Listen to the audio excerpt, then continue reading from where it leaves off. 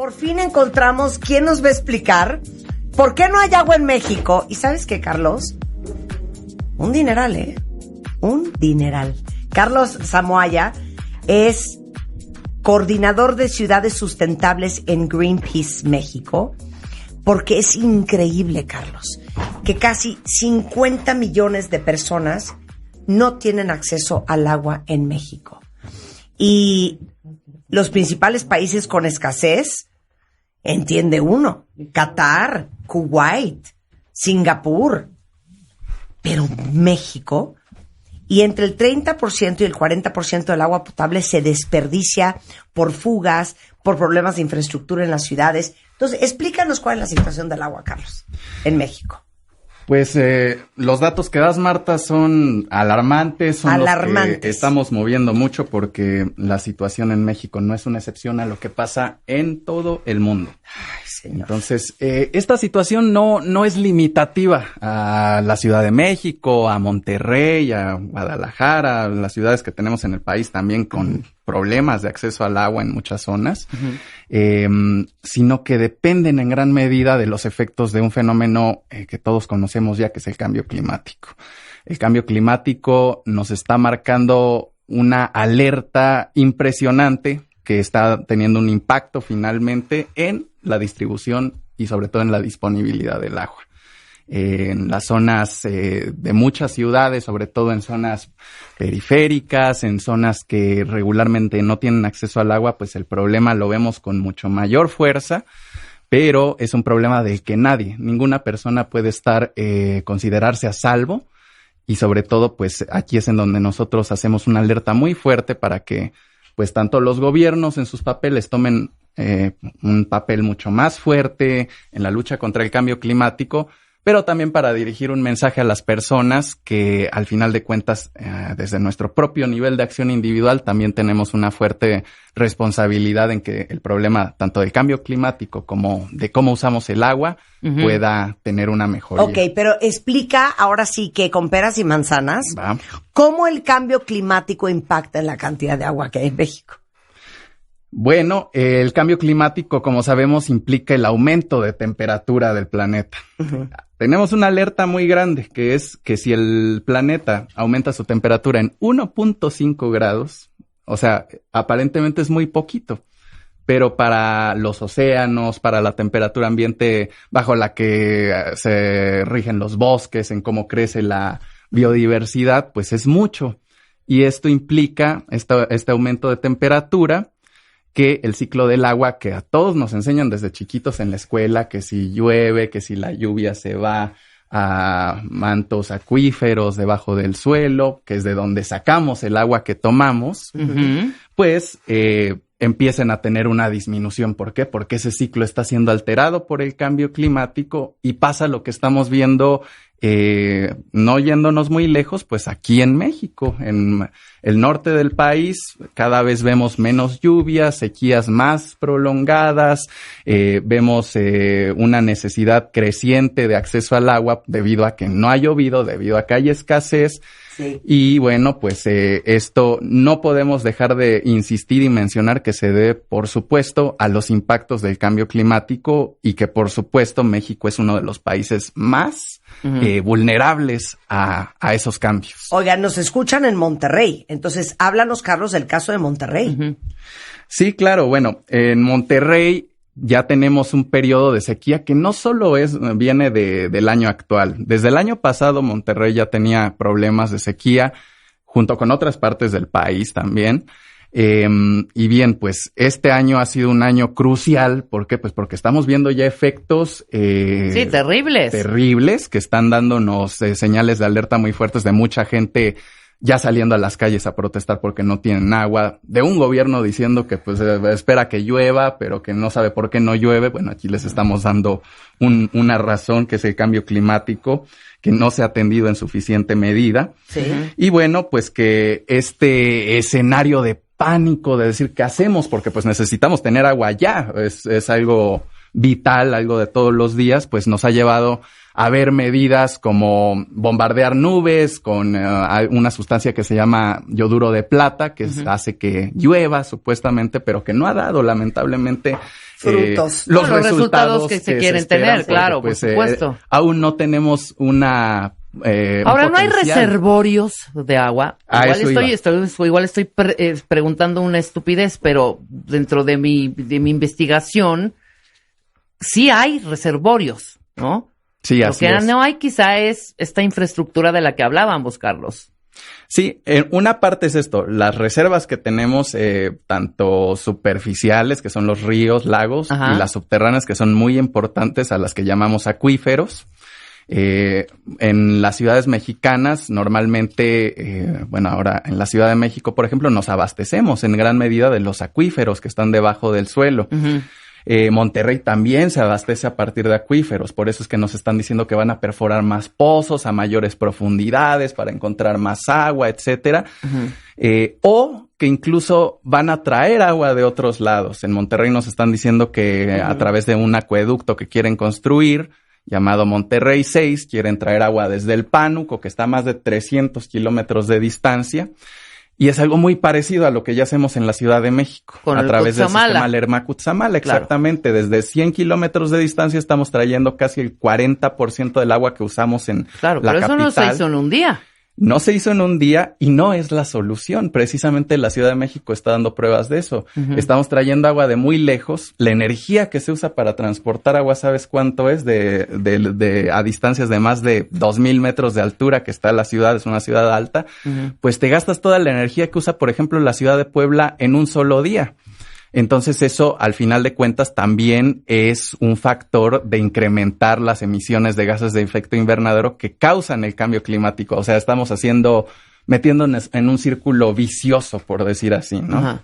Imagínate que imagínate. No, es que la gente cree que abriendo la llave del agua y sale agua lo vamos a tener para toda la vida. ¿Sabes? Ese es el problema y es un muy buen punto que tocas. Sí.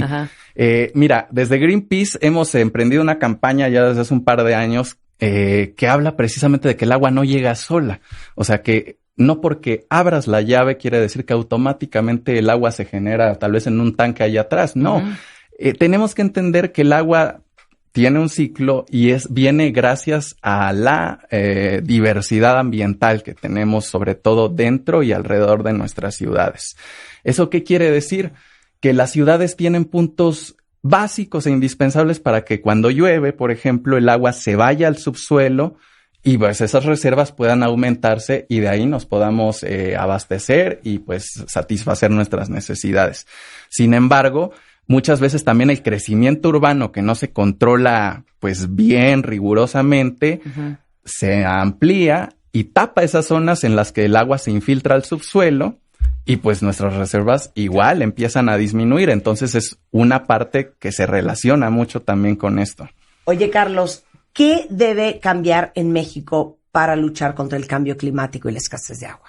Esa es también una excelente pregunta, muy interesante, porque bueno, muchas personas con las que platicamos nos dicen, ¿qué puedo hacer yo? Y de entrada, pues podemos hacer cosas, ¿no? Individualmente. Todos ya sabemos que debemos cerrar la llave, que debemos tomar medidas dentro de la casa para ahorrar agua.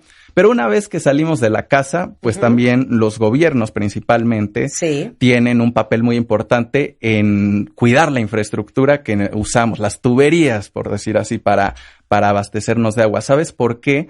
Porque el descuido de esas tuberías con las que nos abastecemos a veces es tan grande que hace que perdamos en promedio en México el 40% del agua que usamos. Es muchísimo, muchísimo. Se va en fugas que... Casi la mitad. Casi la mitad, exactamente. Y eso pues es por la falta de inversión pública en estos sistemas de distribución de agua. Para empezar. Falta de inversión en infraestructura, claro. En segundo lugar, pues es lo que estoy mencionando. Relacionar esa gestión del agua a través de tuberías con la gestión del medio ambiente que nos rodea. A veces parece que se les olvida que como mencioné, tenemos agua gracias a las capacidades del medio ambiente de absorberla y recargar nuestras reservas. Uh-huh. Entonces, el cuidado de bosques, de zonas de mucho valor ambiental, claro, como los humedales que están alrededor de la ciudad. Aquí en la Ciudad de México tenemos humedales increíbles que tienen funciones ambientales grandísimas para que podamos tener agua, como los de Xochimilco. Tenemos bosques que circundan a la ciudad de gran valor y sin embargo están siendo descuidados. Se está permitiendo muchas veces que se hagan grandes desarrollos inmobiliarios que pues benefician en realidad a muy poca gente en comparación con los beneficios que nos puede dar tener agua para la mayor parte de la población, ¿no? Y por otro lado, también te puedo decir algo muy importante que es a nivel nacional, nuestro Congreso nos debe una ley. Desde hace 10 años, una ley general de aguas que nos permita tener una distribución mucho más justa. El acceso al agua es un derecho humano, es algo que tenemos que entender que se debe priorizar sobre cualquier otro uso, y para eso necesitamos una ley que incluso nuestro presidente actual prometió, que ha estado ahí, pero que no se ha discutido, y bueno, eso es algo que le corresponde también al Congreso de nuestro país desarrollar para tener una pauta en la que las autoridades pues estén obligadas y las podamos obligar a hacer estas labores de cuidar el medio ambiente y mejorar nuestros sistemas de infraestructura también. Oye, dice aquí un cuentaviente, ¿qué haces cuando un vecino desperdicia agua y se enojan y se ponen agresivos cuando les llamamos la atención? O sea, ¿cómo denuncias eso? Es complicado. Bueno, uno como vecino pues tampoco puede obligar, ¿verdad? A la persona que ve que desperdicia el agua. En ese caso, pues las autoridades también tienen que tener una vigilancia, un control mucho más estricto de cómo estamos usando el agua. Háblale a tu alcaldía. En las alcaldías totalmente, habla a tu alcaldía, ahí está el teléfono e inmediatamente van a checar quién está desperdiciando el agua. Y les voy a decir una cosa Pero también. No hay sanciones, ¿eh? Hay un punto muy interesante de lo que ha pasado en otras ciudades del mundo. Por ejemplo, Sao Paulo, en Brasil, es una ciudad de 22 millones de habitantes, comparable a las dimensiones de la Ciudad de México, que también han tenido unas sequías tremendas. También en 2014, 2015 tuvieron una sequía de dimensiones tales que tuvieron que declarar una emergencia a causa de esto. Y bueno, el gobierno dijo, ¿cómo hacemos para que la gente, pues más allá de decirles, ciérrala la llave, no tire el agua? Y dijeron, bueno, vamos a hacer incentivos, vamos a hacer que si la gente ahorra el 10% del agua, va a tener un descuento proporcional a eso. Si ahorró 20, pues eso, si ahorró 30, etcétera. Y el éxito fue que el 80% de la población de Sao Paulo dejó de desperdiciar agua. ¿Por qué? Pues porque está siendo incentivada más allá de que simplemente le digas, hey, no tires el agua o que la regañes, ¿no? Lo que tenemos que entender es que las personas actuamos por incentivos también. Claro. Entonces, afortunadamente Sao Paulo logró sortear muy bien esa crisis de agua con, entre otras medidas, esa dirigida a la población.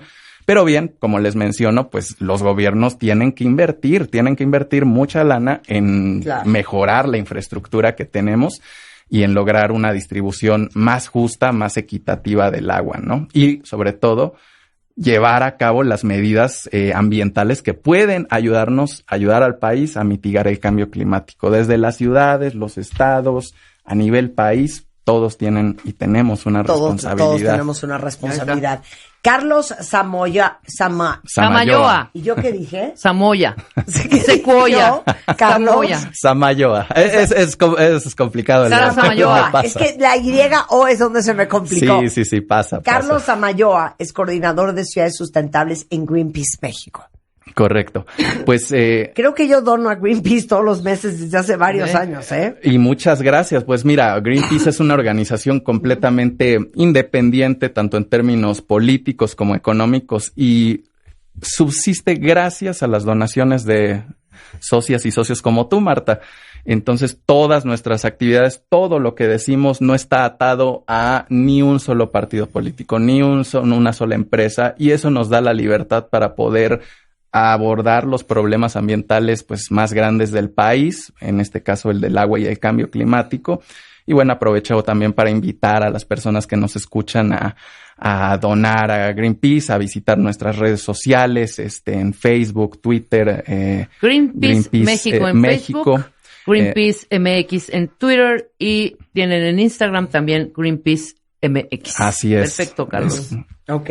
Carlos, un placer tenerte aquí. Muchísimas gracias, por Marta. llamarnos la atención y hacernos consciente del gran problema que está Claro pasando. que sí, con gusto. Por la falta de agua en México y que tiene que ver con el calentamiento global, que tiene que ver con las acciones que tomamos los seres humanos todos los días.